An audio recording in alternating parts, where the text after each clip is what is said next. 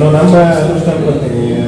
ಮಾತಾಜಿನ ಜಾತ್ರೆಗಿಂತ ಮುಖ್ಯ ಎಲ್ಲರೂ ಅದೇ ಅಂತ ಮಾತಾಜಿನ ಜಾತ್ರೆ ಐತಿ, ಒಳ್ಳೆ ಅವಕಾಶ ನಿಮ್ಗೆ ಚೆನ್ನಾಗಿ ಮಾಡಿರಿ ಅಂತ ಹೇಳಿ ವಿಶ್ ಮಾಡಕ್ಕೆ ಕಳಿಸ್ತೀನಿ.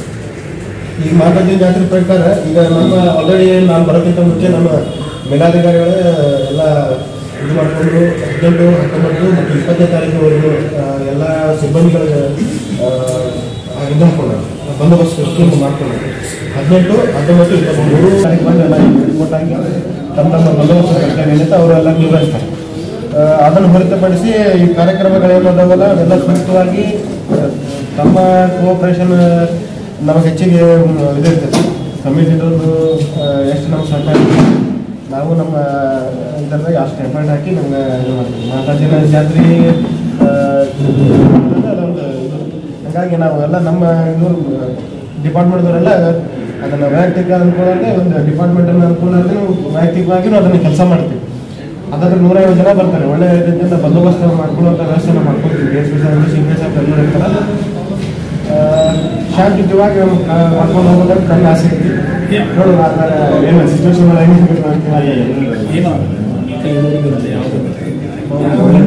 ಯಾವುದೇ ತೊಂದರೆ ಆಗಲಾರ್ದಂಗೆ ತಮ್ಮ ಸಹಕಾರ ಇಟ್ಕೊಂಡು ಅದ ವಿಕಲ ಜನತೆ ಸಿಬ್ಬಂದಿಗಳು ಎಲ್ಲ ಸಹಕಾರ ಇಟ್ಕೊಂಡ್ರೆ ಶಾಂತಿಯುತವಾಗಿ ಜಾತ್ರೆ ಮುಕ್ತಾಯ ಮಾಡಬೇಕು ಅನ್ನೋದು ನಮ್ದು ಆಸೆ.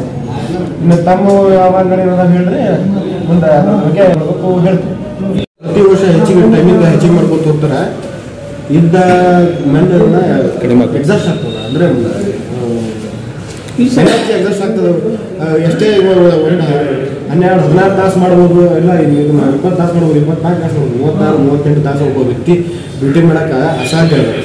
ಹಂಗಾಗಿ ನೋಡಿಕೊಂಡು ಅದನ್ನು ನೀವು ಕಮಿಟಿಯವ್ರ ಜೋಡಿ ಮಾತಾಡ್ಕೊಂಡು ಆದಷ್ಟು ಜಲ್ದಿ ಮುಗಿಸ್ಕೊಂಡು ಚೆನ್ನಾಗಿ ಮಾಡಿರಿ, ಬಟ್ ಲೇಟ್ ಮಾಡೋಕೆ ಹೋಗ್ಬೇಡ್ರಿ ಅನ್ನೋ ಒಂದು ಸೂಚನೆ ಕೊಟ್ಟರು. ನಾವು ಅದಕ್ಕೆ ಹೇಳ್ತೀವಿ. ಈಗ ಅದನ್ನು ನಾವು ನಿಮ್ಮ ಕೈ ಕೊಟ್ಟು ಹೋಗ್ಬಿಡ್ತೀವಿ ಬೇಕಾದ್ರೆ. ಯಾಕಂದ್ರೆ ದೇವರು ನೀವು ಏನ್ ಹೇಳ್ತಿರಲ್ಲ ಅದನ್ನ ನಾವು ಕೂಡ ಪಾಲ್ಸಕ್ ರೆಡಿ ಐತಿ. ನೀವೇ ಮಾಡಕ ದಯವಿಟ್ಟು ಅದು ಏನಾಗ್ತದೆ ಅಂತ ಯಾರು ಏನು ಮಾಡೋಕ್ಕಾಗಲ್ಲ. ಆದ್ರೆ ಬಟ್ ಅದಕ್ಕೆ ಏನ್ರೆ ಕಮಿಟಿದ ಡಿಸೈಡ್ ಏನ್ರಿ ಇತ್ತು ಅಂತಂದ್ರೆ ಹೇಳಿದೆ.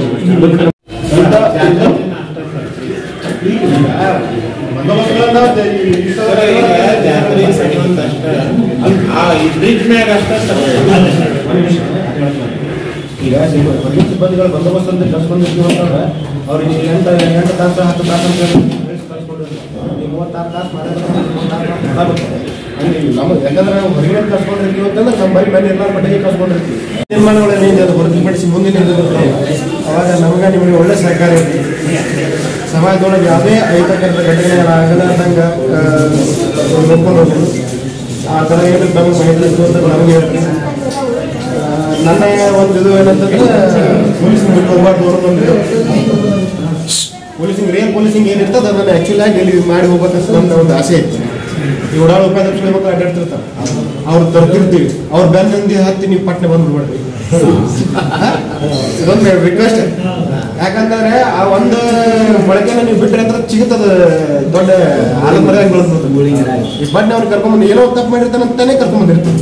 ಅವ್ರು ಕರ್ಕೊಂಡ್ಬಂದಿರ್ತೀವಿ ನೀವು ಒಂದು ಎಲ್ಲ ಬಂದು ಕೂಡ ನಿಮ್ಮ ಮುಖ ನೋಡಿ ನಾವು ಸುಮ್ಮನೆ ಒಂದು ಸ್ವಲ್ಪ ಜನ ತಡ ಮಾಡಿದ್ರೆ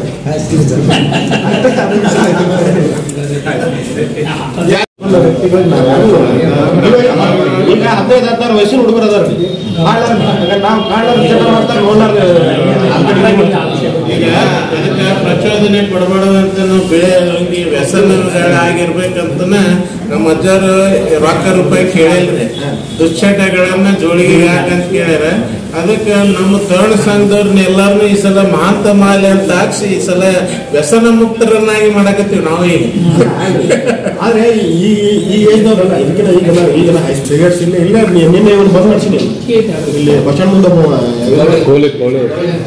ಅವ್ರು ಬಂದ್ ಮಾಡಿಸ್ಕೇಸಿ ನಾವು ನಿನ್ನ ಹೊಟ್ಟೆ ಮೇಲೆ ಹೊಡೆಯಕತ್ತಿಲ್ಲ. ಬಟ್ ನೀವು ಸಮಾಜ